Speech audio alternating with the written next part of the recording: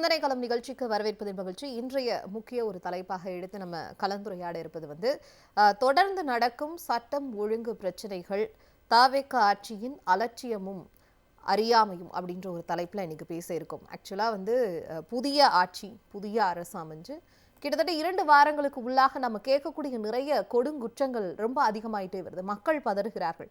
இதனால தான் இந்த தலைப்புல இன்னைக்கு நம்ம கண்டிப்பான முறையில் இதை கலந்துரையாடணும் அப்படின்றதுக்காக நம்ம சிறப்பு விருந்தினர்களையும் அழைச்சிருக்கோம். திமுகவிலிருந்து மருத்துவர் சஃபி சுலைமான் அவர்கள் இணைந்திருக்கிறார். வணக்கம் சார். அதே போல ஊடகவியலாளர் ஃபருக் மால்கம் அவர்களும் இன்றைய கலந்துரையாடல் இணைந்திருக்கிறார். வணக்கம் சார். ஜூம் இணையம் வாயிலாக இணைந்திருக்கிறார் அரசியல் விமர்சகர் ஷர்மிளா அவர்கள். வணக்கம் மேம். வணக்கம். ஐ ஸ்டார்ட் வித் மருத்துவர் சஃபி சுலைமான் சார். இப்போ என்னன்னா, கொடுங்குற்றங்கள் அப்படின்றது எப்படி இருக்குன்னா, நான் ஒரு பட்டியல் சொல்லலான் இருக்கேன். 10 வயது சிறுமி பாலியல் வன்கொடுமை, அதில் படுகொலை சூலூரில்.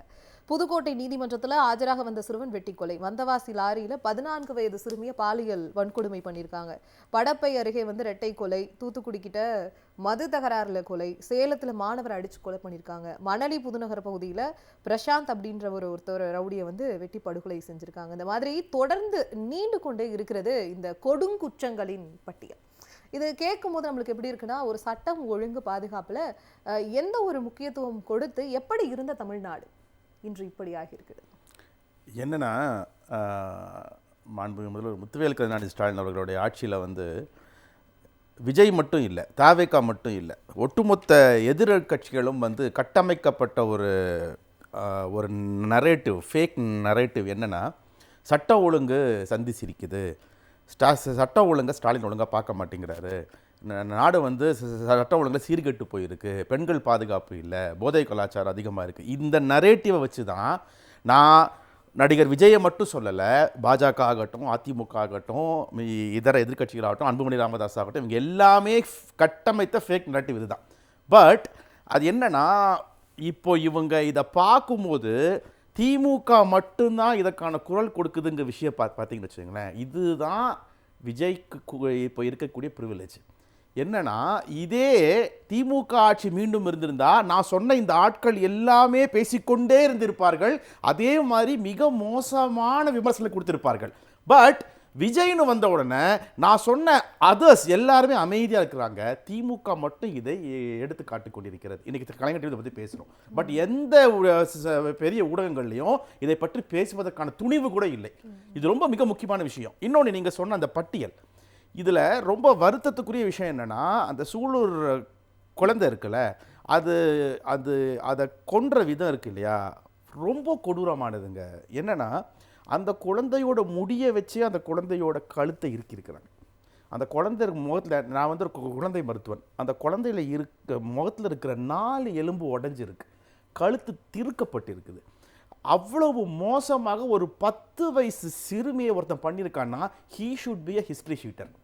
இப்போ என்னன்னா, ஒரு ஆட்சி மாறும்போது இந்த ஹிஸ்ட்ரி ஷீட்டர்ஸ் இருப்பாங்க பார்த்தீங்களா, ஏற்கனவே இருக்கிற கல்பிரிட்ஸ், தே வில் நோ என்ன இந்த ஆட்சி எந்த அளவு வீரியமாக இருக்கும், இந்த ஆட்சியுடைய ஆளுமை திறன் என்ன, இந்த ஆட்சி எந்த அளவு இதை கட்டுப்படுத்த முடியும், கட்டுப்படுத்த முடியலனாலும் அதை எப்படி ஹேண்டில் பண்ண முடியும், இந்த ஆட்சிக்கு உங்களுக்கு தெரியும். அதனால தான் நீங்கள் அடுக்கடிங்க பார்த்தீங்களா, 11-12 நாளுக்குள்ள இவ்வளவு குற்ற சம்பவங்கள் வருதுன்னா, இங்க இருக்கிற வீக் கவர்னன்ஸ் தான் காரணம்.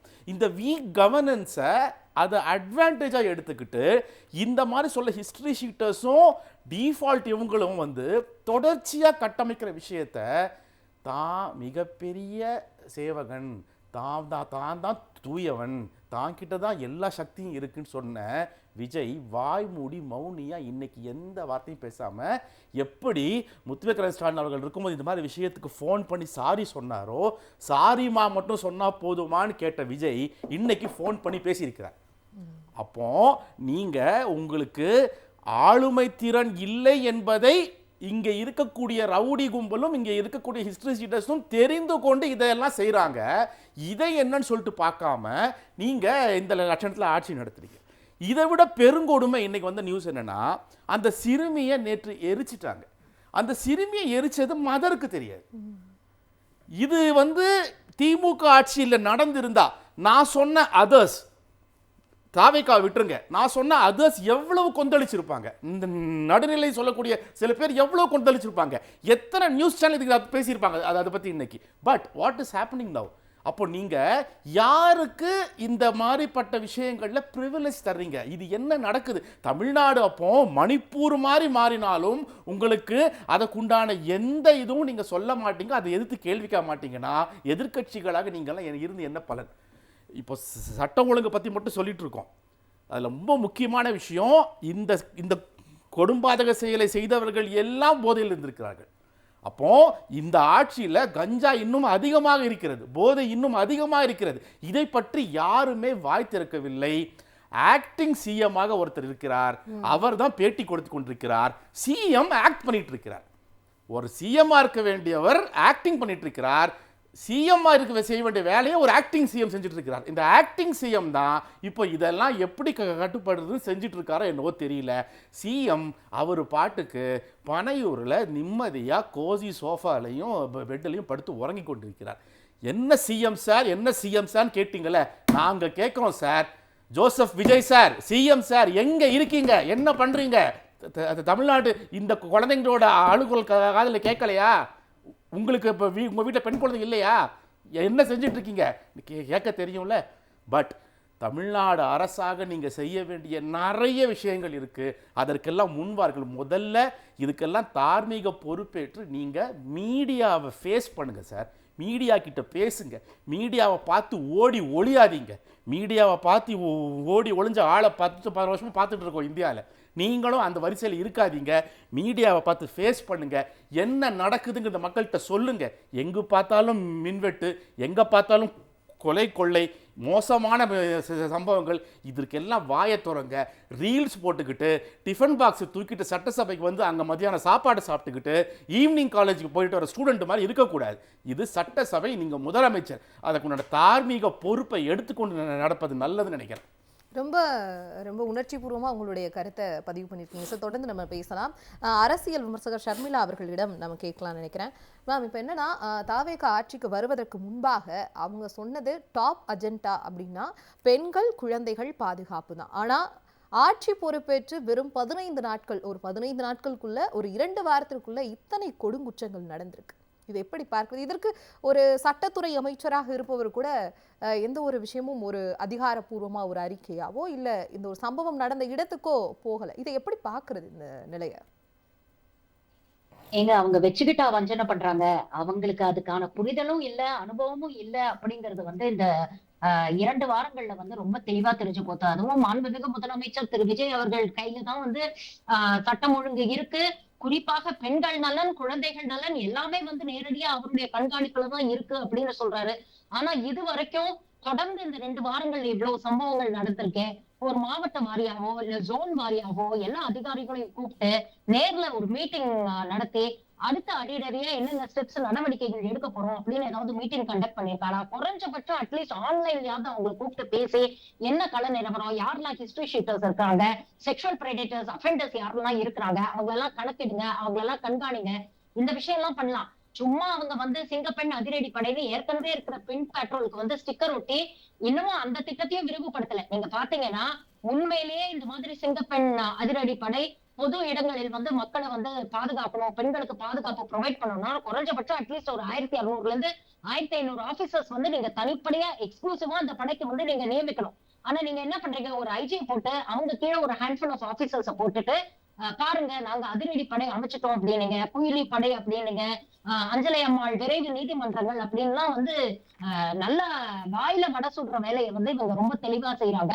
ஆனா களத்துல இதற்கான ஒரு எக்ஸிகியூஷன் அப்படின்னு வரும்பொழுது இவங்களுக்கு அதற்கான அனுபவமும் இல்லை, இவங்களுக்கு அதுக்கான புரிதலும் இல்லை அப்படிங்கிறது இந்த 15 நாள்ல ரொம்ப தெளிவா தெரிஞ்சு போச்சு. சரி, ஒரு அரசு அப்படிங்கிறதுக்கு அதுவும் குறிப்பாக சட்டம் ஒழுங்கு சார்ந்த ஒரு விஷயம் அப்படிங்கும் பொழுது 3 முக்கியமான விஷயங்கள் நம்ம பார்க்கணும். அதாவது முதல்ல குற்றங்கள் நடக்காமல் எவ்வாறு ஒரு அரசு தடுக்கிறதுன்னு. இந்த பர்டிகுலர் இதுல திருச்சி ஐஜி ஆபீஸ் வாசல்லங்க அங்க அவ்வளோ போலீஸ்காரங்க இருக்கக்கூடிய ஒரு இடத்துல, பொதுமக்கள் கூடக்கூடிய ஒரு இடத்துல, ஒரு பார்க்ல ஒரு பையன் தன்னுடைய காதலியை கழுத்து நெரிச்சு கொலை பண்ண ட்ரை பண்ணிட்டு கல்லால மூஞ்சியை செதைச்சிருக்கான். அந்த பொண்ணு அவ்வளவு அந்த சோசியல் மீடியால இந்த ஃபுட்டேஜ் வெளியில வந்ததுக்கு அப்புறம் தான் இப்படி ஒரு சம்பவம் நடந்ததே மீடியால மக்களுக்கு தெரியுது. இல்லன்னா எந்த ஊடகங்களும் அதை பத்தி ரிப்போர்ட் கூட பண்ணல. அந்த பெண்ணுடைய பேர் என்ன, அவங்க எந்த ஹாஸ்பிட்டல் அட்மிட் பண்ணிருக்காங்க, அவங்க இப்ப வந்து நலமாக இருக்கிறாங்களா, இல்ல ஐசியூல இருக்கிறாங்களா, எந்த தகவலாவது ஏதாவது ஒரு மீடியால வந்துதா பாத்தீங்களா? ஐஜி ஆபீஸ் வாசல்ல இப்படி ஒரு குற்றம் நடக்குது. நீங்க வந்து சிங்கப்பெண் அதிரடிப்படை எல்லாம் பேசிட்டு இருக்கீங்க. அதே மாதிரி ஒரு குற்றம் இப்போ இந்த சூலூர் வழக்க நீங்க எடுத்துக்கங்க. பிரஸ் மீட் கொடுக்குறாங்க. அந்த பெண் அதிகாரி வந்து அவ்வளவு சிரிச்சுக்கிட்டு ரொம்ப கேஷுவலா ஜோக் பண்ணிட்டு எல்லாம் இருக்கிறாங்க. நம்ம பாக்கச்ச ரொம்ப வைத்தறிச்சலா இருக்கு. இவ்வளவு பெரிய ஒரு சீரியஸ் குற்றம் நடந்திருக்கு, இவங்க இவ்வளவு அலட்சியமா இருக்கிறாங்களேன்னு. அதே மாதிரி அந்த பிரஸ் மீட்ல அவங்க சொல்றாங்க 24 மணி நேரத்துக்குள்ள கிட்டத்தட்ட 200க்கும் மேற்பட்ட சிசிடிவி கேமராஸ் எல்லாம் நாங்க ஆய்வு பண்ணி நாங்க கண்டுபிடிச்சிட்டோம். அந்த குழந்தை காணாம போய் 1 மணி நேரத்துல பெற்றோர் வந்து போலீஸ் ஸ்டேஷன்ல போய் கம்ப்ளைண்ட் கொடுத்துருக்காங்க. பக்கத்துல இருக்கக்கூடிய சிசிடிவி கேமராஸ நீங்க உடனே ஆய்வு பண்ணிருந்தீங்கன்னா கூட அந்த குழந்தைய அட்லீஸ்ட் உயிரையாவது காப்பாத்தி இருக்கலாம். அந்த குழந்தையோட உயிரை உங்களுக்கு வந்து கிட்டத்தட்ட 24 மணி நேரம் இதுலயே முன்னுக்கு பின்னால தகவல்கள். அந்த குழந்தையோட தாயார் வந்து சொல்றாங்க, முதல்ல குழந்தை நல்லா இருக்கு, நாங்க சேஃபா கொண்டு வந்துட்டோம் அப்படின்னு சொன்னாங்க. அதுக்கப்புறம் வந்து குழந்தை இறந்து போச்சு அப்படின்னு சொல்றாங்கன்றாங்க. மக்கள் வீதியில வந்து போராட்டம் பண்றாங்க. ஒரு நல்லது நடந்ததுன்னா உடனே கிரெடிட் எடுத்துக்கக்கூடிய வரக்கூடிய முக்கியமான அமைச்சர்கள், ஆதவர்ஜுனா ஆகட்டும், நிர்மல்குமார் ஆகட்டும், இல்ல மூத்த அமைச்சரான செங்கோட்டையன் ஆகட்டும், யாராவது ஒருத்தர் அங்க வந்து திரும்பி பார்த்தாங்களா? ஆனா இதே கரூர்ல இந்த மாதிரி ஒரு சம்பவம் நடந்தோடனே முதலமைச்சர் உடனே கிளம்பி போறாரு, துணை முதலமைச்சர் வெளிநாட்டுக்கு போனவர் அங்கிருந்து திரும்பி வராரு, கல்வித்துறை அமைச்சர் கிளம்பி போறாரு, அந்த தொகுதியில இருக்கக்கூடிய முன்னாள் அமைச்சர் செந்தில் பாலாஜி அவர்கள் உடனே கிளம்பி போறாங்க. உடனே இவங்க எல்லாம் என்ன மாதிரி கேள்வி கேட்டாங்க, அது எப்படி 10 நிமிஷத்துல இவங்களால வர முடியும் அப்படின்னு கேட்டாங்க. அமைச்சர் அன்பில் மகேஷ் அவர்கள் அந்த அவங்க 41 பேர் இறந்து கிடந்தோம்ல அதை பார்த்து அவரால உணர்ச்சி வசப்பட்டு அவர் அழகாரு. அதை நடிப்புன்னு சொன்னவங்க இன்னைக்கு உங்களுடைய கட்சியை சார்ந்த ஒரு எம்எல்ஏ அங்க போய் நடிச்சு அதை ரீல்ஸ் போடுறாருங்க. இதெல்லாம் நம்ம எப்படி பாக்குறது? எவ்வளவு இவங்களுக்கு வந்து எந்த அளவுக்கு வந்து ஒரு ரீல்ஸ் ஆட்சி நடக்குது. ஒரு ஒரு நம்ம களத்துல வந்து இதை நம்ம சீரியஸா எடுத்துக்கணும். இதைத்தானே ஒரு பிரதான பிரச்சனையா வச்சு நாம மக்களுடைய ஓட்டை வாங்கி இன்னைக்கு வந்து உட்கார்ந்துருக்கோம் அப்படிங்கிற கொஞ்சமாவது அடிப்படை ரெஸ்பான்சிபிலிட்டியோ அக்கௌண்டபிலிட்டியோ இவங்களுக்கு சுத்தமாக இல்லை. அதே மாதிரி மக்கள் தரப்புலயும் மக்கள் கிட்டே நம்ம இந்த தருணத்துல ஒரு கேள்வியை கேட்க வேண்டியிருக்கு. எதை பார்த்து நீங்க தாவேக்காவுக்கு ஓட்டு போட்டீங்க அப்படிங்கிற கேள்வி. ஏன்னா சட்டம் ஒழுங்கு சரியில்லை, நான் ஆட்சிக்கு வந்தேன்னா சட்டம் ஒழுங்குல சமரசமே இருக்காது, மக்களுக்கு ஒரு பிரச்சனைன்னா இந்த விஜய் வந்து நிப்பான், இந்த விஜய் வந்து கேள்வி கேட்பான் அப்படின்னு இன்னைக்கு இருக்கக்கூடிய மாண்புமிகு முதலமைச்சர் அவர்கள் பேசினாரு.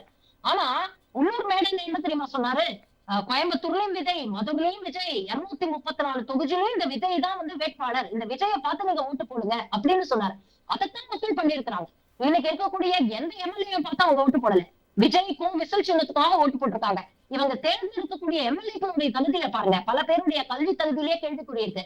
41 பேருக்கு மேல சீரியஸ் கிரைம்ஸ் இருக்கு அப்படிங்கிறாங்க. பெண்களுக்கு எதிரான குற்றம், வீடு பூந்து அது அடிச்ச ஒருத்தரை வந்து நிதியமைச்சரா வந்து இன்னைக்கு வந்து நியமிச்சிருக்கிறாங்க. இப்படிப்பட்ட ஒரு ஒரு ஒரு கூட்டத்துக்கிட்ட நம்ம என்ன ரெஸ்பான்சிபிலிட்டி, என்ன அக்கௌண்டபிலிட்டி எதிர்பார்க்க முடியும் அப்படிங்கிற ஒரு கேள்வி இருக்கு. ஆனா இன்னைக்கு அந்த குழந்தையோட உறவினர்கள் அந்த பிரஸ் மீட்ல பேசும்பொழுது அந்த அம்மா சொல்லுது, நீங்க சினிமால ஆக்ஷன் ஹீரோவா இருக்கிறதுனால தானே அதை பார்த்து உங்களுக்கு நாங்க ஓட்டு போட்டோம். சினிமால காட்சி காமிக்கிறீங்கல்ல, அந்த மாதிரி எங்களுக்கு இப்ப காமிங்க, இப்போ ஒரு என்கவுண்டர் நடத்துங்க, பிரிட்ஜுக்கு அடியில தொங்க விடுங்க அப்படிங்கிற ரேஞ்சுக்கு அந்த அம்மா பேசுறாங்க. அப்போ எந்த அளவுக்கு ஒரு அன்ரியலிஸ்டிக் எக்ஸ்பெக்டேஷன்ஸ இவங்க வந்து மக்கள் கிட்ட ஏற்படுத்தி இருக்கிறாங்க, எந்த அளவுக்கு ஒரு பொய் பிரச்சாரம் பண்ணிருக்கிறாங்க அப்படிங்கறத பார்க்க முடியுது. அதே மாதிரி தாவேக்காவுக்கு ஆதரவாக சமூக வலைதளங்கள்ல பேசுற ஊடகவியலாளர்களும் சரி, சோசியல் மீடியா இன்ஃபுளுசர்ஸும் சரி, சின்னத்திரை நடிகைகள் அவங்க எல்லாம் இது வரைக்கும் பெருசா அரசியல் பேசியே நான் பார்த்தது கிடையாது. ஆனா திடீர்னு என்னமோ தமிழ்நாட்டு அரசியல் அப்படியே கரைச்சு குடிச்ச மாதிரி எல்லாரும் வீடியோஸ் போட்டாங்க. எங்க அண்ணனை வந்து இவ்வளவு கஷ்டத்தை தாங்கிட்டு எங்க அண்ணன் வந்து வந்திருக்கிறாரு, அவரை வந்து நீங்க ஆட்சி அமைக்க கூட விட மாட்டேங்கிறீங்களே அப்படின்னு அழுது புலம்பி எல்லாம் வீடியோ போட்டேன். யாராவது ஒருத்தராவது இந்த குழந்தைக்காகவோ இல்ல தொடர்ந்து இங்க நடக்கக்கூடிய இந்த சட்டம் ஒழுங்கு பிரச்சனைகளுக்காகவோ ஏதாவது ஒரு வீடியோ ஒரு ரீல்ஸ் வந்திருக்கான்னு யோசிச்சு பாருங்க. எல்லாரும் சைலண்டா இருக்கிறாங்க, யாரும் ஒரு வார்த்தை கூட பேச மாட்டேங்கிறாங்க.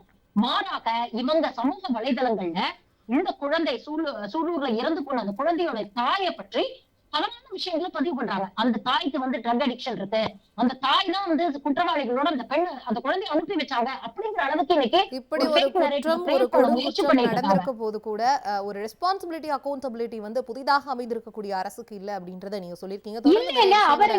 நம்ம பேசலாம் ஒரு சிறிய இடைவேளைக்கு பிறகு. சர்ச்சைக்கு போயிட்டு இருக்காரு, இதுதான் நடந்துட்டு இருக்கு. தொடர்ந்து நம்ம பேசலாமா? ஊடகவியலாளர் ஃபருக் அவர்கள்கிட்ட தான் நான் போகலாம்னு நினைக்கிறேன். சார், நேற்று வந்து திமுக இளைஞரணி நிர்வாகிகள் கூட்டம் நடந்தது. அதில் 9 தீர்மானங்கள், முக்கியமான தீர்மானம் தமிழ்நாட்டு மக்களின் பாதுகாப்பு கேள்விக்குறியா இருக்கு, அந்த மக்களின் பாதுகாப்பை உறுதி பண்ணுங்க அப்படின்றதுல ஒரு தீர்மானம் வச்சிருக்காங்க. இங்க புதிய அரசு பொறுப்பேற்று 15 நாட்கள் நம்ம சொல்லியிருந்தோம் இல்லையா? இப்போ வந்து என்னன்னா, சட்டத்துறை அமைச்சர் என்ன பண்றாரு அப்படின்றத தாண்டி முதல்வர் அவர்களே நிறைய கண்டன குரல்கள் வந்ததுக்கு அப்புறம் தான் அவர் ஒரு அறிக்கை வெளியிடுறாரு, போன்ல பேசுறாரு. இதை நம்ம எப்படி பார்க்குறோம் அப்படின்றத தாண்டி மக்களினுடைய நிலை எப்படின்னா, சிஎம் எங்ககிட்ட பேசினா போதும், சிஎம் இன்னும் எங்கள்கிட்ட கேட்கல, ஒரு பெரிய கொடுங்குற்றம் நடந்திருக்கும் போது இந்த மாதிரியான விஷயங்களை எப்படி மக்கள் அணுகிட்டு இருக்காங்க? இல்லை, இது ஒட்டுமொத்த மக்களின் குரலாக நம்ம அதை பார்க்க முடியாது. ஏன்னா தமிழ்நாட்டுக்கு இன்றைக்கி தேவை வந்து சட்ட ஒழுங்கு வந்து அமைதியாக இருக்கணும். அப்போ தான் வந்து இந்த தமிழ்நாட்டின் வளர்ச்சி வந்து முன்னேறி செல்லும். உங்களுக்கு ஒரு பாதுகாப்பான சூழல் இருக்கணும். அப்போ தான் வந்து ஃபாரின் இன்வெஸ்ட்மெண்ட்டாக இருக்கட்டும், இல்லை வெளி மாநிலங்கள்லேருந்து வந்து இப்போ இங்கே வேலை பார்க்குறவங்களுக்கான சூழலாக எல்லாமே வந்து பார்த்திங்கன்னா சட்ட ஒழுங்கில் தான் இருக்குது. குறிப்பாக வந்து நமக்கு ஒரு பெற்றோர்கள் நமக்கு வந்து இன்றைக்கி பிள்ளைய பள்ளிக்கூடத்துக்கு அனுப்புகிறோம். அந்த அம்மா என்ன பண்ணுச்சு, அந்த குழந்தை கடைக்கு போன குழந்தை. ஸோ ஒவ்வொரு பெற்றோர்களுக்கும் வந்து தன்னோட குழந்தை பாதுகாப்பாக போயிட்டு வரணுன்றது தான் அடிப்படையான ஒரு உணர்வு. சார், நான் என்ன சொல்கிறேன், நீங்கள் சிஎம் சார், நீங்கள் உங்களுடைய நலத்திட்டங்களை இன்னும் டைம் எடுத்துக்கோங்க. எதிர்க்கட்சி தலைவர் சொல்லிட்டார் 6 மாதம் எடுத்துக்கங்கன்ட்டு. நீங்கள் நலத்திட்டங்களுக்கு நீங்கள் நாளே சொல்லிட்டீங்க கஜானா காலின்ட்டு, ஒவ்வொன்றும் அம்பலமாயிட்டு வர்றாங்க. கேட்குற ஒரு இதை எப்படி சார்? இல்லை, எல்லாத்துக்கும் அவகாசம் எடுத்துக்கிட்டோம். உங்களுக்கு 6 மாதம் டைம் கொடுத்துருக்காங்க. அப்போசிஷன்லாம் இன்னும் எந்திரிச்சு அவங்க வந்து குரல் எழுப்பவே இல்லை. குரல் எழுப்புறது எல்லாம் தெருவில் மக்கள் யாரெல்லாம் ஓட்டு போட்டாங்களோ, வந்த ஓட்டு இவர் ஒரு பெரிய தேவதூதர் இறங்கிட்டாரு, சட்ட ஒழுங்கு வந்து பாதுகாப்பாக இருக்கும், இந்த நாடு வந்து ஒரு பெரிய சுபிட்சத்தை நோக்கி போகும்னு சொல்லி காத்திருந்தவங்க தான் இன்னைக்கு வந்து குரல் கொடுக்குறாங்க. எதிர்க்கட்சி தலைவர் வந்து அவரும் குரல் கொடுக்குறாங்க. பட் வந்து அவர் வந்து ஒரு வழி நடக்கிற ஒரு செயலில் தான் பார்க்குறாங்க. இப்போ என்ன பிரச்சனைன்னு கேட்டிங்கன்னா, இந்த தேவதூதர் என்ன இப்போ மிகப்பெரிய வருத்தமான செயல் என்னன்னு கேட்டிங்கன்னா, எல்லாம் ஓகே, நிர்வாகம் இன்னைக்கு முதல்ல வரும்போது அவங்க வந்து அந்த அதிகாரிகளோட பேசுகிறது, அந்த ஆய்வு செய்கிறது, இதுகளில் டைம் ஸ்பெண்ட் பண்ணுவாங்க. இது மாதிரி சம்பவங்கள்லாம் நடக்கத்தானே செய்யும் அப்படின்னு சொல்லி கேள்வி எழுப்பக்கூடியவர் இருப்பாங்க. ஆனால் ஒரு தலைவன் அப்படின்றது யாருன்னு கேட்டிங்கன்னா, முதல்ல நான் போய் நிற்கணும், முதல்ல நான் நம்பிக்கை கொடுக்கணும் முதல்ல மக்களுக்கு. அவன் தான் தலைவன். நான் இருக்கேன், கவலைப்படாதீங்கன்ற ஒரு நம்பிக்கையை மக்களுக்கு கொடுக்கறதும், அதே மாதிரி முதல்வர் கண்ட்ரோலில் இருக்கக்கூடிய காவல்துறை வந்து அவங்க வந்து முதல்ல வந்து ஃப்ரண்ட் லைனுக்கு வந்தாகணும். வந்து இந்த தமிழ்நாடு ஒரு பாதுகாப்பான மாநிலம் அப்படின்னு சொல்லி அவங்க வந்து, அதுதானே உங்களோட தேர்தல் அறிக்கையாக இருந்தது. அப்போ உங்களோட தேர்தல் அறிக்கையில் நீங்கள் முதன்மைப்படுத்தின விஷயத்த நீங்கள் பொறுப்பில் எடுத்துட்டு அதுக்கு நீங்கள் கவனம் செலுத்தி இருக்கணும்.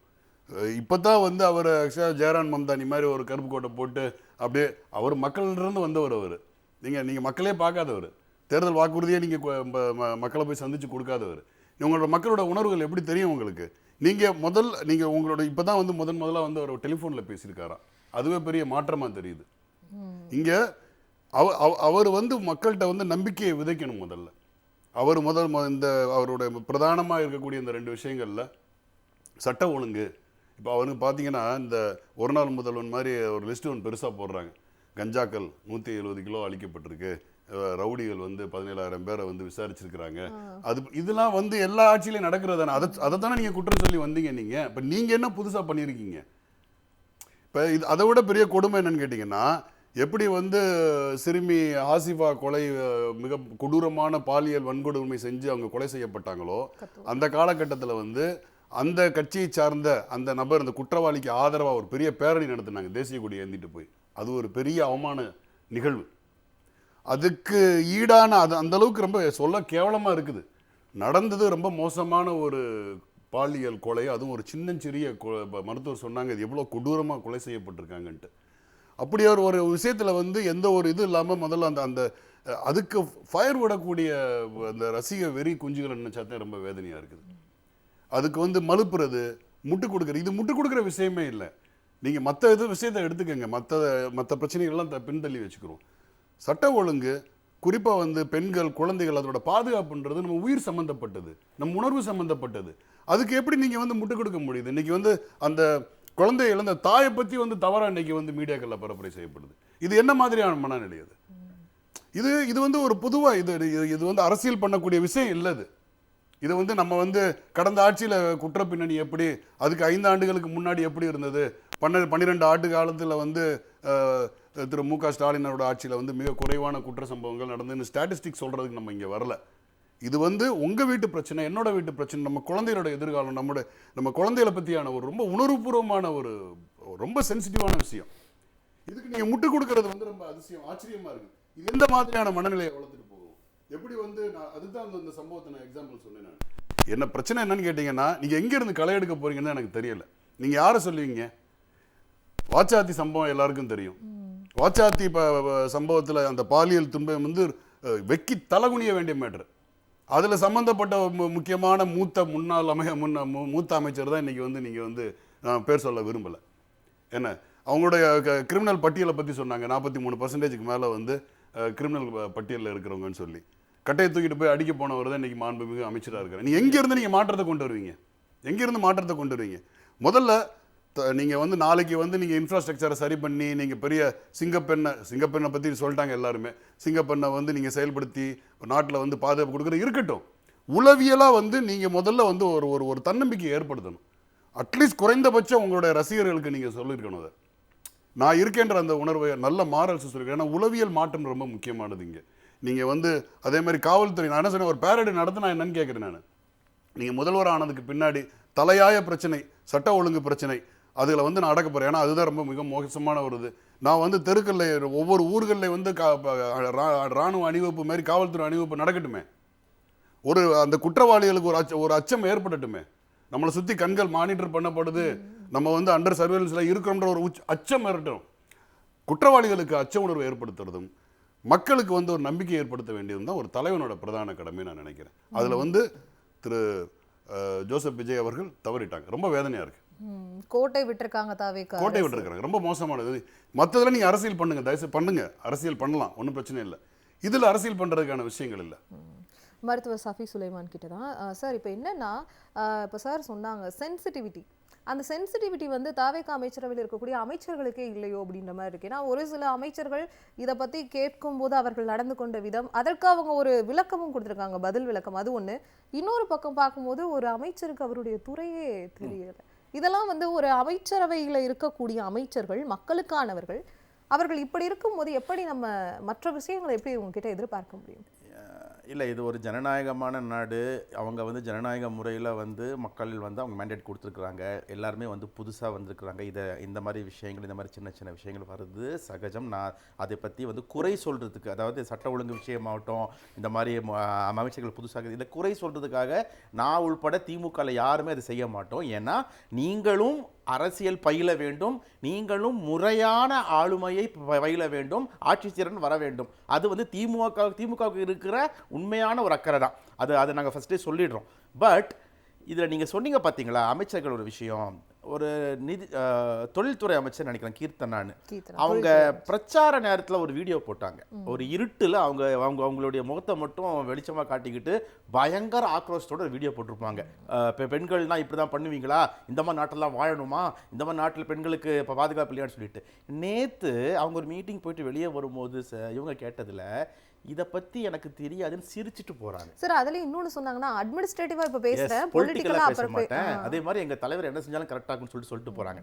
இதை விட ஒரு படி மேலே போய் சொல்றேனே, அங்க கோயம்புத்தூர் மாவட்டத்தை சேர்ந்த ஒரு அமைச்சர் போறாரு, அவர்கிட்ட கேட்குறாங்கங்க, இப்படி ஒரு வார்த்தையை சொல்றாங்க, அண்ணன் கிட்ட பேசின சிஎம் கிட்ட, அவர் ரொம்ப வருத்தத்தில் இருக்காரு. அவர் வருத்தத்தில் இருந்து யாருங்க வேணும்? அவரோட வருத்தம் யாருக்கு வேணும்? தமிழ்நாடு முழுக்க வருத்தத்தில் இருக்கிறது. தமிழ்நாட்டில் இருக்கிற ஒவ்வொரு பெற்றோரும் வருத்தத்தில் இருக்கிறார்கள். அதை பற்றி நான் கேட்கல. நீங்க என்ன ஆக்ஷன் எடுத்தீங்க? தமிழ்நாடு முதல்வர் வருத்தத்தில் இருக்கிறாருன்னா காலைல பல் தேய்க்கலையா அவரு? காலையில் என்ன சாப்பிடாம இருந்தாரா? ராத்திரி தூங்காம? அது எங்களுக்கு யாருக்கு வேணும்? கரூர் சம்பவத்தில் முடிச்சுட்டு 3வது நாள் வீடியோ போட்ட ஆளு தான் உங்க ஆளு. எங்கள் அண்ணன் சாப்பிடாமல் இருக்காரு, அண்ணன் இழைச்சி போனார், இந்த வீடியோலாம் தமிழ்நாட்டு மக்கள் பார்த்து புளித்து போய்விட்டோம். இந்த மாதிரி விஷயங்கள் சொல்கிறதுக்காக உங்களை அமைச்சராக இங்கே யாரும் உட்கார வைக்கலை. அந்த மாதிரி ஒரு அமைச்சர்கள் தமிழ்நாட்டுக்கு தேவையும் இல்லை. இன்னும் ஒரு படி மேலே போய் இன்றைக்கி நடந்த மிக சுவாரஸ்யமான விஷயம், அருண்ராஜ் அவர்கள், நான் ஒரு மருத்துவன், இதை ரொம்ப கிளாரிஃபை பண்ண வேண்டிய விஷயம். அதாவது அமைச்சர்கள் எம்எல்ஏக்கள்லாம் இனி அரசு மருத்துவமனையில் தான் போயிட்டு மருத்துவம் பார்த்துக்கொள்வாங்கன்னா ஒரு விஷயத்தை சொல்கிறாரு. அது எவ்வளோ பெரிய ஒரு ஒரு ஒரு ஒரு எனக்கு தெரிஞ்சு அக்செப்ட் பண்ணவே முடியாத ஒரு விஷயம். டாக்டராகவே சொல்கிறேன். ஏன்னா அரசு மருத்துவமனை இருக்குது என்பது டவுன் ட்ரான் பீப்புளுக்காக இருக்கக்கூடிய இடம். அது டவுன் ட்ரான் பீப்புள் அவங்களுக்கு தேவையான மருத்துவத்துக்கு உள்ளே வருவாங்க. இந்த மாதிரிப்பட்ட அமைச்சர்களோ எம்எல்ஏக்களோ விஐபிஸோ போனால் அவர்களுக்கு உண்டான அங்கே முக்கியத்துவம் பாதிக்கப்படும். இவர்களுக்கான முக்கியத்துவம் இடம்பெறும்போது செக்கிங்லேருந்து, அதாவது ஒன்றும் இல்லைங்க, உள்ளே வந்து ஒரு பாட்டி அட்மிட் ஆகிருக்கும், இங்கே பேரன் ஆப்பிள் கட் கத்தி கொண்டு போவான், அது கூட கொண்டு போக முடியாது இந்த மாதிரி உள்ள போனாக்கா. அவ்வளோ பிரச்சனைகள் இருக்கும். சாமானிய மக்கள் அவ்வளவு சிரமத்துக்கு உள்ளாவாங்க. அரசு மருத்துவமனையில் இந்த மாதிரி டெய்லி எம்எல்ஏஸோ எம்பிஸோ அமைச்சர்களும் போய் உட்காந்தா. இன்னொன்று, மருத்துவம் என்பது ஒருத்தருடைய உரிமை. அது எப்படி பார்த்துக்கணும் அவங்க பார்த்துக்கணும். இவர் சொல்லிட்டு போனார், இனிமேல் எம்எல்ஏ எம்பிலாம் வந்து எங்கள் அமைச்சர்கள்லாம் அரசு. ஆனால் இன்னைக்கு செங்கோட்டையன் போயிட்டு கோயம்புத்தூர் ஒரு தனியாக உட்காந்துருக்காரு. அப்போ நீங்க என்ன சொல்ல வரீங்க இந்த நாட்டுக்கு? நீங்க பண்றது என்ன? உங்களுடைய அமைச்சர் வந்து இன்னைக்கு போயிட்டு ஒரு பிரைவேட் ஹாஸ்பிட்டல் இருக்காரு. நான் அதை தவறா சொல்லலை, நான் தவறா இன்னும் சொல்றது தவறு கிடையாது, அவருடைய உரிமை அது. அவர் ஒரு தனியார் மருத்துவமனை போறாருன்னா தனியார் மருத்துவ சூஸ் பண்ண வேண்டியது அவருடைய உரிமை. பட் நீங்க ஏன் அதை மக்கள்கிட்ட நிர்பந்திக்கிறீங்க? இந்த மாதிரி தேவையில்லாத ப்ராமிசஸ் ஏன் கொடுக்குறீங்கன்னு தான் கேள்வி. அதே மாதிரி சார் பேசும்போது ஒரு முக்கியமான புள்ளியை தொட்டார், ஃபாரின் டைரக்ட் இன்வெஸ்ட்மெண்ட் இஷ்யூஸில் இருக்குன்னு சொல்லிட்டு. இது ரொம்ப ரொம்ப முக்கியம். ஏன்னா தமிழ்நாடு வந்து இன்னைக்கு இந்தியாவிலேயே பொருளாதாரத்தில் முதல் இடத்துல இருக்க காரணம் மிக முக்கியமானது ஃபாரின் டைரக்ட் இன்வெஸ்ட்மெண்ட். இப்போ இங்கே ஒரு பொலிட்டிக்கல் இன்ஸ்டெபிலிட்டி இருக்கும்போது, இந்த மாதிரி ஒரு law and order issue prevail ஆகிட்டு இருக்கும்போது இது எல்லாமே நமக்கு பாதிக்கப்படும். வர வேண்டிய விமான உற்பத்தி திட்டமும் ஆந்திராவுக்கு போய் எஸ், இன்னொரு படி மேலே போய் சொல்கிறேன். மோடி அவர்கள் இன்னைக்கு நாடு முழுக்க ஒரு பிரகடனம் பண்ணிருக்காரு. கிட்டத்தட்ட அது ஒரு லாக்டவுன் மாதிரி தான். யாரும் வெளிநாடு போகாதீங்க, வெளியூர் போகாதீங்க, தங்கம் வாங்காதீங்க, பெட்ரோல் இதை கம்மி பண்ணீங்க, கேஸ் வாங்காதீங்க, கேஸ் தட்டுப்பாடு இருக்கு, ஆபரணங்கள் வாங்காதீங்க, ஆடைகள் வாங்காதீங்க. இதை பற்றி எல்லாம் ஜோசப் விஜய் அவர்கள் என்ன இதுவரை அவரோட ஸ்டாண்ட் என்ன? மோடி அவர்கள் சொல்லியிருக்காரு, இந்த தமிழ்நாடும் இந்தியாக்குள்ள தான் இருக்கு. மோடி அவர்களுடைய இதுக்கு ஜோசப் விஜய் என்ன ஸ்டாண்ட் எடுத்திருக்காரு இதுவரையும்? இதை பற்றி நாட்டு மக்கள் என்ன சொல்லியிருக்காரு? கேஸ் தட்டுப்பாடு இருக்கு, 6 சிலிண்டர் உள்ள தர முடியாதுங்கிறது தமிழ்நாட்டில் இருக்கிற ஸ்கூல் பசங்களுக்கு கூட தெரியும். ஆனா உங்களோட ஸ்டாண்ட் என்ன? இதை பத்தி என்ன பேசியிருக்கீங்க? மோடி சொல்றது இதை பத்தி என்ன பேசியிருக்கீங்க நீங்க? இது எதுவுமே தெரியாது. இன்னமும் ஒரு அக்யூஸ்டுங்க, ஒரு பாலியல் குற்றவாளி போயிட்டு ஹெச்ஆர்என்சி மினிஸ்டரை பார்க்குறாரு அவருடைய ஆஃபீஸ்க்குள்ள. இன்னொன்று, ஹெச்ஆர்என்சி மினிஸ்டர் இன்னைக்கு ஒரு கோயிலுக்குள்ள போய் மினிஸ்டரா ஓரல் ஆர்டர் கொடுக்குறாரு, எல்லா கோயில்களுக்கும் நம்ம கட்சிக்காரங்களை போயிட்டு ஆய்வு நடத்த சொல்லுங்கிறார்.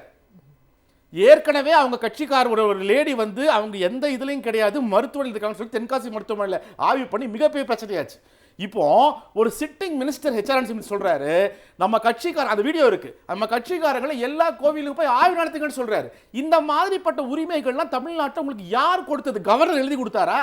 கவர்னர் இந்த மாதிரி தாவேகா கட்சிக்காரங்க மருத்துவமனையிலையோ போலீஸ் ஸ்டேஷன்லையோ கோர்ட்லையோ கோவில்களையோ எல்லாம் போய் ஆய்வு நடத்தணும்னு சொல்லி எழுதி கொடுத்துருக்காரா? அப்படி இல்லை இல்லையா? இது யாரை கேட்டு நீங்க எடுக்கிறீங்க? இது எப்படி உங்களுக்கு வருது? அப்போ மக்கள் கொடுத்த மேண்டேட்டை நீங்க துஷ்பிரயோகம் பண்ணிட்டு இருக்கீங்க, உங்க கட்சிக்காக துஷ்பிரயோகம் பண்றீங்க. நீங்க எல்லாத்தையும் உங்க கையில you are taking the laws on your hand. Sir, இந்த மாதிரியான விஷயங்களை அலட்சியமா பார்க்கறதா அறியாமையா பார்க்கறதா? இது அறியாமையில அலட்சியம் இல்லை, ரெண்டுமே. இது எல்லாமே ஆபத்து. இது அறியாமையும் ஒதுக்கிடாதீங்க, அலட்சியம்னு சொல்லிடாதீங்க. இது எல்லாமே தமிழ்நாட்டுக்கு இப்போது இருக்கிற மிகப்பெரிய ஆபத்து.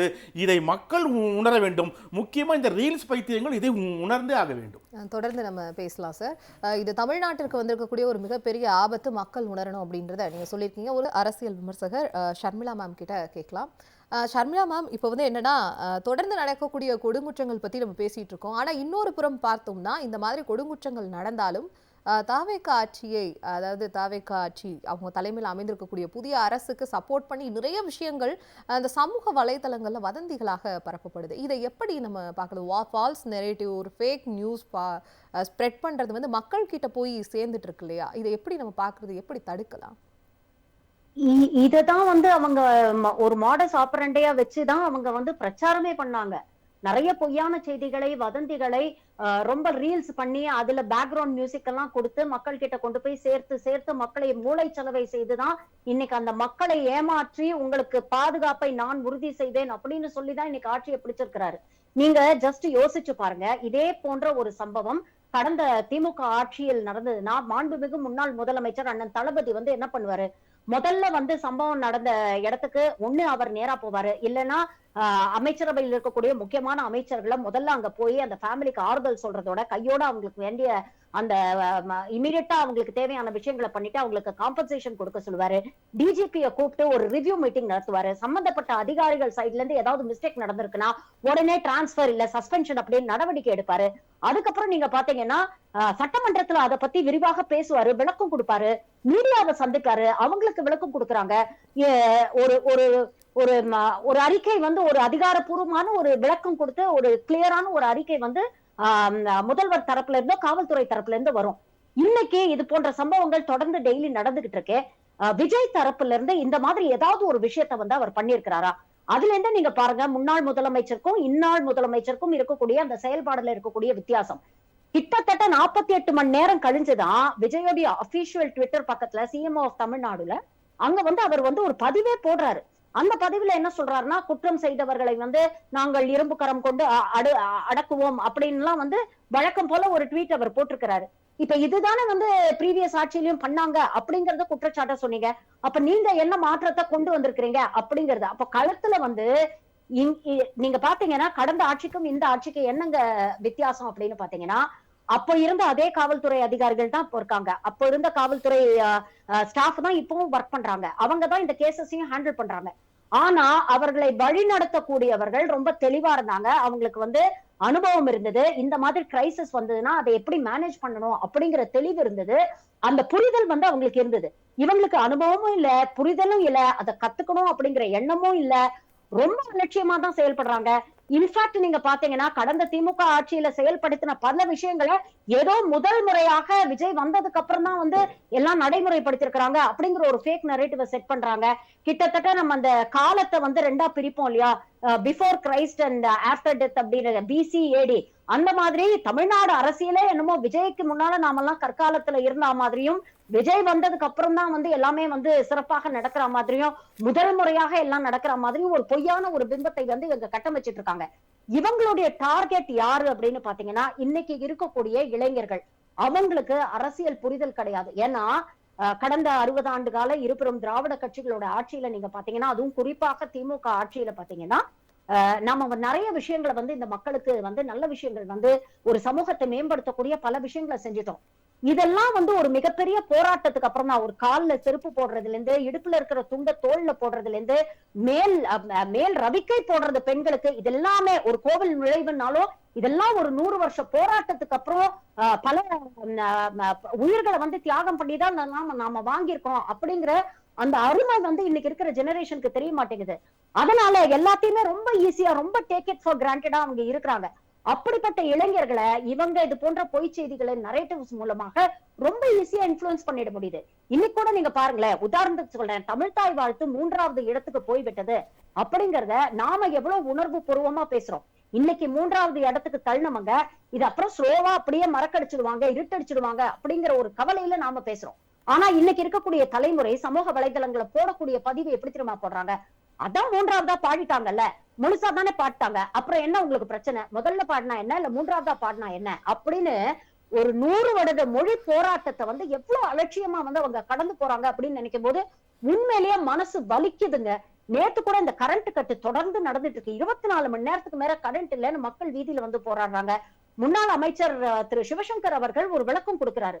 அந்த விளக்க வீடியோக்கு கீழே நீங்க போய் தாவேக ஆதரவாளர்கள் போடக்கூடிய கமெண்ட்ஸ் நீங்க பாத்தீங்கன்னா, ஒரு முன்னாள் முதலமைச்சர் அப்படிங்கிற கொஞ்சம் கூட மரியாதை மாண்பு இல்லாம அவ்வளவு தரக்குறைவான கமெண்ட்ஸை வந்து நம்மளால பார்க்க முடியுது. அப்போ இந்த தலைமுறைக்கு வந்து இவங்க எந்த அளவுக்கு மூளைச்சலவை செஞ்சிருக்கிறாங்கன்னா, நம்ம நியாயமா சொல்லக்கூடிய விமர்சனங்களையும் இவர்கள் ஏற்றுக்கொள்ளக்கூடிய மனநிலையில இப்போ இவங்க இல்ல.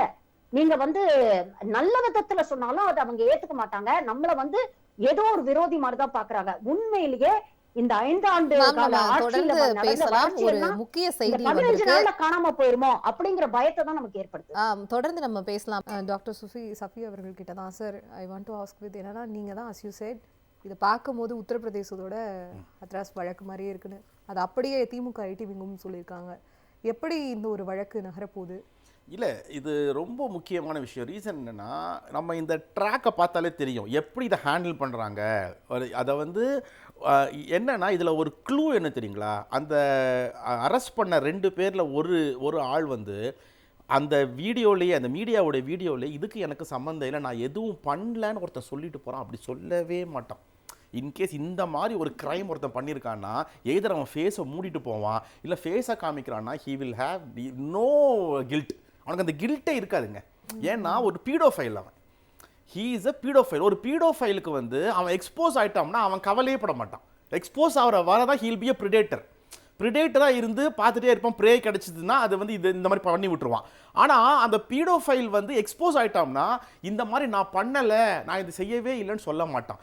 தேர் இஸ் சம்திங் ஹியர். இது ஏதோ ஒரு ஹத்ராஸ் இஷ்யூ தான் நான் சொன்னேன். அது இப்போ இதில் வந்து ஐடிவியில் வந்திருக்கு. பட் இது வந்து இப்படியே விட்டுறக்கூடாது. இதை ஃபுல் ஸ்டாப் வைக்கிறாங்க. 7 லட்சம் ரூபா கொடுத்து மூட பார்க்குறாங்க. இதை வந்து விஜய் ஃபோன் பண்ணி என்ன பேசினாரு, அவங்க என்ன சொன்னாங்க, விஜய் கிட்ட முதல்வர்கள்ட்ட என்ன சொன்னாங்க நமக்கு இன்னும் தெரியாது. இந்த விஷயத்தை மாண்புமிகு முதல்வர் அவர்களுடைய கையில் இருக்கிற சட்டம் ஒழுங்கு விஷயம் இது. அவர் வாய் திறக்காமல், அவர் இதை பற்றி பேசாமல் தமிழ்நாட்டு மக்களுக்கு உண்மை என்னவென்று தெரியாமலே போகும். ஹத்ராஸ் கேஸை விட மோசமாக இருக்கலாம்.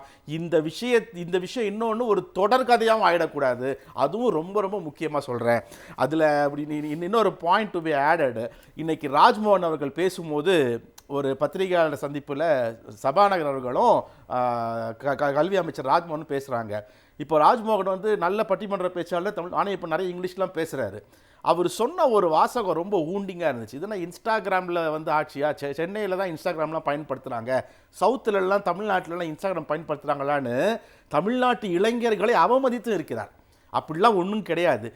அதாவது 2G பிரச்சனை கொண்டு வந்தீங்க பார்த்தீங்களா, அப்போவே வந்து தமிழ்நாடு டிஜிட்டலி ஸ்ட்ராங் இடம், டிஜிட்டலி ஸ்ட்ராங் ஸ்டேட்னா அது தமிழ்நாடு தான். நீங்கள் இந்த மாதிரி வந்து தமிழ்நாட்டு இளைஞர்களை, தமிழ்நாட்டு இளைய சமூகத்தை, இங்கே சென்னையில் மட்டும்தான் இருக்குது இன்ஸ்டாகிராம் சென்னையில் மட்டும்தான் இருக்குது, இதுக்கு தாண்டுனா சென்னையில் கிடையாது, அப்போ அவங்களாம் அந்த மாதிரி பார்த்தா ஓட்டு போடலாம்னு சொல்லிட்டு அவமானப்படுத்துவது தவறு. நீங்கள் வாங்க, நீங்கள் உங்களுடைய ஆட்சி திறனை காட்டுங்க, மக்களுக்கு நாங்கள் செய்த நன்மையை தொடருங்க, நாங்கள் செய்த நல்ல திட்டங்கள் எல்லாம் உங்களால் எப்படி விரிவடைத்த முடியுமோ அந்த மாதிரி விரிவடைத்து நல்லபடியாக செய்யுங்க. 1000 ரூபா 2500 ரூபா ஆக்குங்க, 4000 ரூபா வேலையில் பட்டதாரி கொடுங்க, எல்லாருக்கும் ஃப்ரீயாக பஸ்ஸு கொடுங்க, மாமன் சீரு மச்சான் சீரு எல்லாம் கொடுங்க, நாங்கள் வேண்டான்னு சொல்லலை. பட் நீங்கள் வைத்த குற்றச்சாட்டுகளுக்கு எல்லாம் இது அப்படியே அதை விட மோசமாக தொடர்ந்து கொண்டிருக்குது இல்லையா?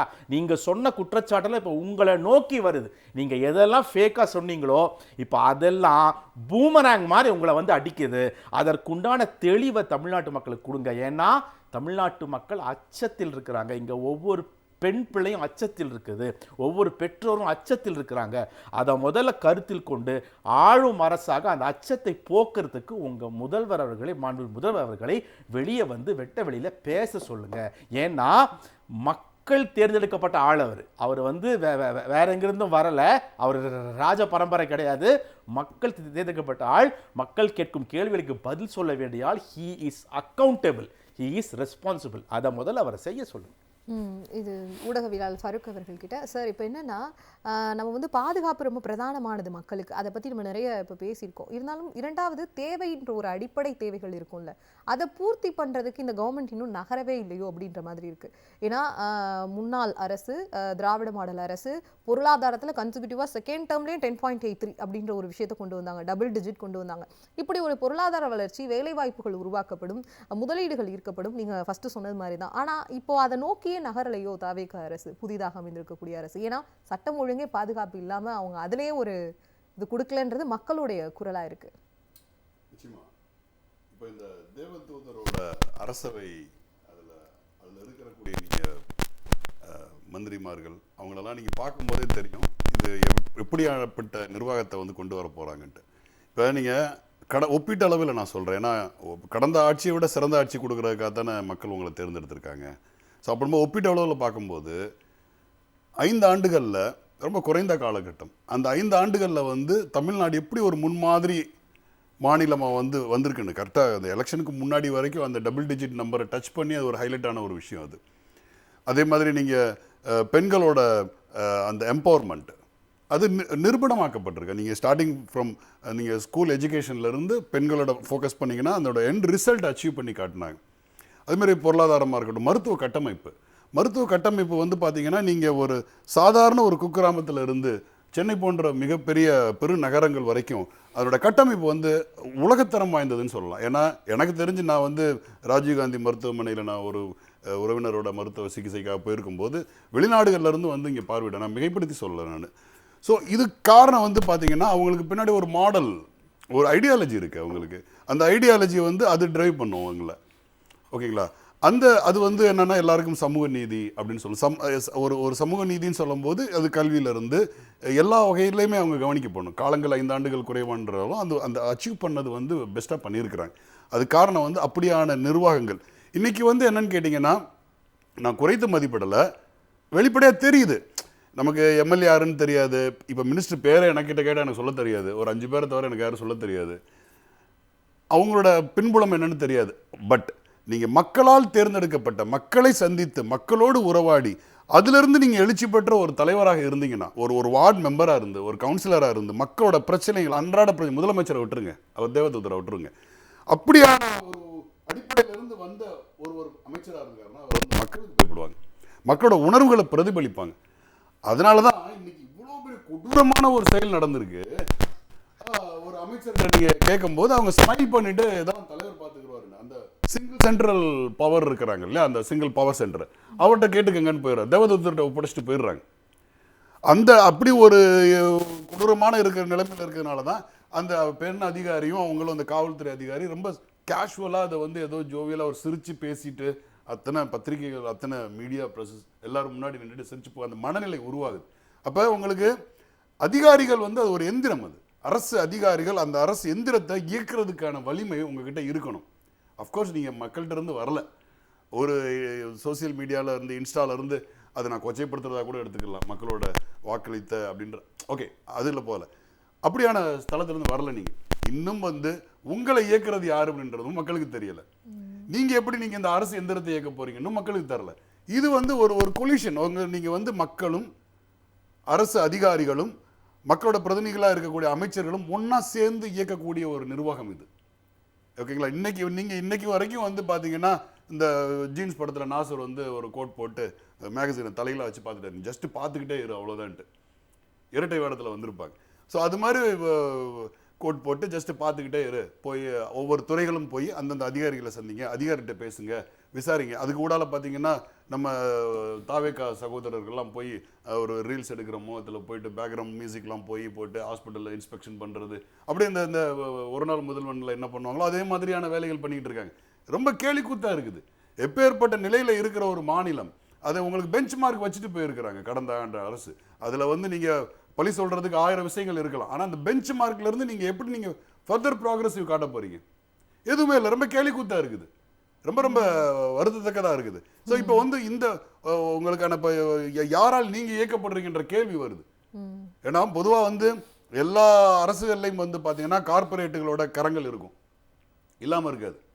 ஆனால் எனக்கு என்ன சந்தேகம்னா இந்த அரசு முழுக்க கார்பரேட்டுகளின் கைகள் நம்ம சிக்கிருச்சாங்க. ஏன்னா மக்களால் தேர்ந்தெடுக்கப்பட்டவன் மக்களோட உணர்வை புரிஞ்சுக்கிட்டு பயப்படுவானு, அடுத்த 5 ஆண்டுகளில் போய் எப்படி நிற்கிறேன்னு சொல்லி. இங்கே அப்படி இல்லை. இன்னைக்கு இவ்வளோ பெரிய விஷயங்கள் நடந்ததுக்கு முன்னாடி கூட முட்டு கொடுக்கறதுக்கான ஒரு பெரிய ரசிக மனப்பான்மை உள்ள ஒரு மிகப்பெரிய கூட்டத்தை தயார் பண்ணி வச்சிருக்கிற இந்த அரசாங்கத்தை பற்றி ரொம்ப அச்சமாக இருக்கு எனக்கு. ஏன்னா இது எந்த கொள்கை புரிதலும் இல்லை, எந்த ஒரு வெளிப்படைத்தன்மையும் இல்லை, யாரால் இயக்கப்படுறாங்கன்னு தெரியல. அது மிகப்பெரிய மோசமான சுச்சுவேஷனாக தான் நான் பார்க்குறேன்.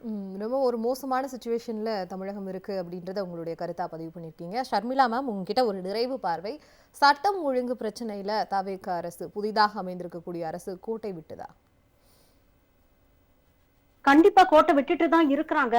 இப்பவும் it is not too late. அவங்க வந்து முயற்சி பண்ணாங்கன்னா இதை வந்து சரி செய்ய முடியும். முதல்வர் வந்து களத்துல தீவிரமா இறங்கி அதிகாரிகளை கூப்பிட்டு இதை வந்து திரும்ப இந்த டேமேஜ் கண்ட்ரோல் பண்றதுக்கான விஷயங்களை வந்து அவங்க கையில எடுக்கணும். எல்லாருக்குமே வந்து இல்லாத ஒரு பிரிவிலேஜை எல்லாரும் விஜய் சார் கொடுக்குறாங்க. அதாவது அவர் பாவம் இப்பதான் புதுசா வந்திருக்காரு, 6 மாசத்துல கத்துப்பாரு, 1 வருஷத்துல கத்துப்பாரு அப்படிங்கிறாங்க.